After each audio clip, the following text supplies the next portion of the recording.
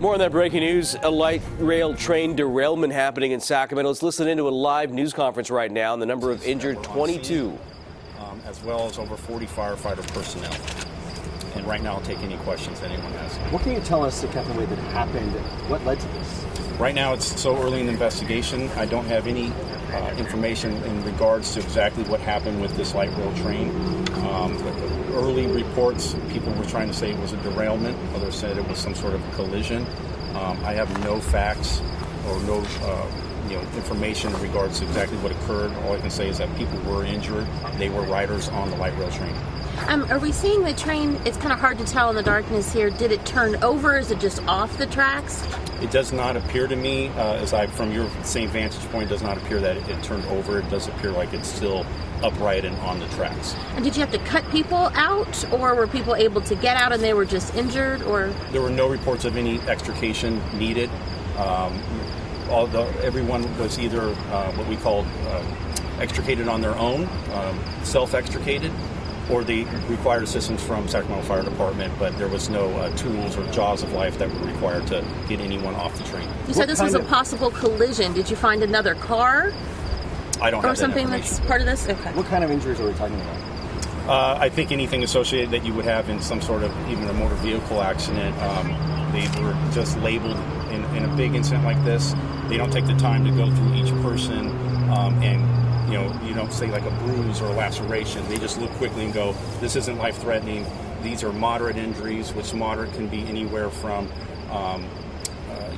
some bleeding, cuts, maybe even broken bones, but it's nothing that is determined to be life-threatening. So they need treatment, they need transport, but it's not something they're going to rush with lights and sirens to. And broken bones or that can be moderate, labeled as moderate.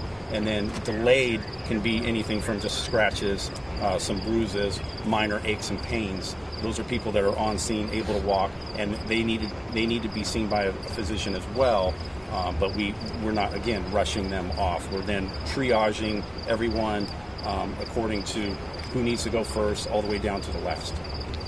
Just the one train? You don't know if there was a second train involved? No, I do not have that information. Unusual situation. Yeah, the first one for me in my career of 19 years here in the Sacramento Fire Department, with this many patients needing to be treated and transported. The good thing here that we're very happy is that no one lost their life and that no one was in any critical condition.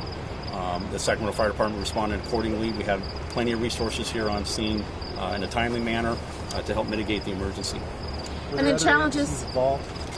Sacramento Fire came out and assisted, and as I believe there are some private ambulance companies that also showed up on scene to assist with transport. And then the challenges involved with it, I mean, it's obviously dark. This is some weird terrain. This is not something that happened like at a station exactly. What did you guys experience? Yeah, well, anytime, as you guys could see, when especially this location right here, it's hard when a train is not traveling on a road. Most firefighters and our mapping systems are all done by roads. So when you get up to a location like this, we have to go to our eyes and start looking. Usually we hope someone's flagging us, giving us that type of information, exactly how to make the best access. There was a gate over here that we had to get unlocked and cut just to get through to gain access to the tracks up in this location. Those are the type of things we deal with when we have an incident like this, where it's not in a normal footpath travel for firefighters or any humans. What's next as far as this investigation, trying to figure out what happened? That's up to light rail and also SPD, who is involved and oversees light rail as well. They'll be conducting their investigation. The fire department, we are a rescue-oriented organization, so we come in, treat the injured, and then we usually will take a step back at that point. So there'll be other people that can speak as to the actual occurrence that happened out here later on once the investigation yields some better details. So there you go. Still some confusion exactly what happened out there, Julie. We know that there was some sort of either derailment or a collision involving a light rail at Marconi and Roseville. That's right by the Hagen Oaks golf course area. 22 people hurt. Many of them, as they said, walking wounded, though. Right. They said at least 13 taken to the hospital there. But again, no serious injuries. We do know that there were no fatalities here. And again, first responders saying they still don't know what caused this. It could have been a collision or a derailment. We'll stay on top of it for you. We can have much more as soon as we get the new information.